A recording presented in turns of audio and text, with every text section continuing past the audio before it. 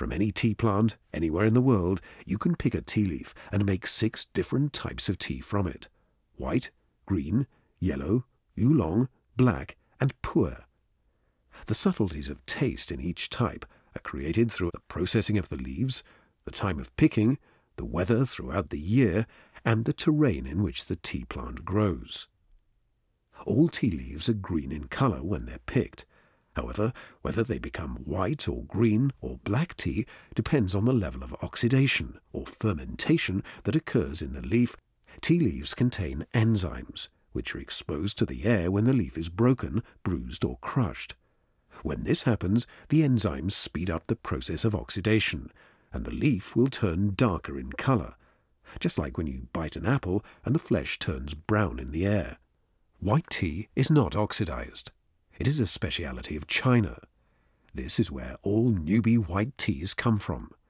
The tea leaves are picked in early spring and are laid out on bamboo trays to soften in the air. This is called withering.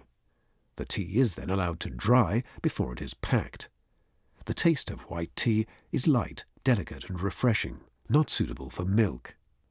Next is green tea, a speciality of China and Japan, picked in the early spring. In China, it is picked, withered, and finally pressed against a hot wok. This is called firing. By heating the tea, the enzymes inside the leaf are killed. This keeps the leaf bright green.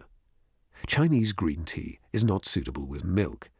The firing gives it a slightly roasted and nutty flavour.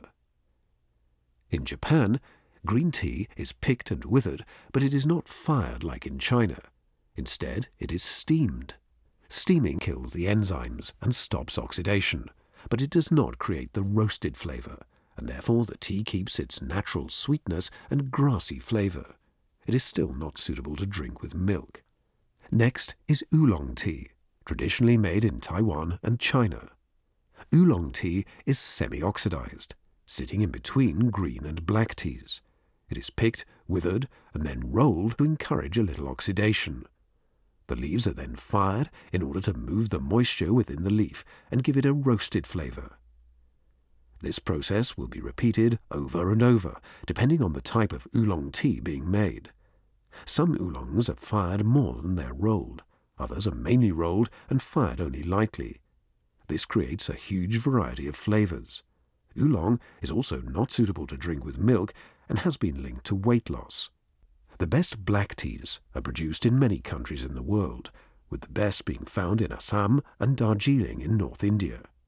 These are followed by black teas from Sri Lanka, East Africa and China. Black teas are fully oxidized. Picked in early spring, they're then withered and machine rolled. Then the tea is allowed to oxidize, and when the tea becomes dark brown, it is then fired and sorted into grades. Black teas are the only type of tea suitable to be enjoyed with a touch of milk, but fine black teas can be drunk alone. There are also some drinks that are enjoyed in a similar way to tea, created by drying plants, flowers, or leaves from plants that are not Camellia sinensis. They are known as herbal infusions, or tisanes, and are not actually teas at all. They include peppermint, rooibos, and chamomile. Again, milk should not be drunk with these teas.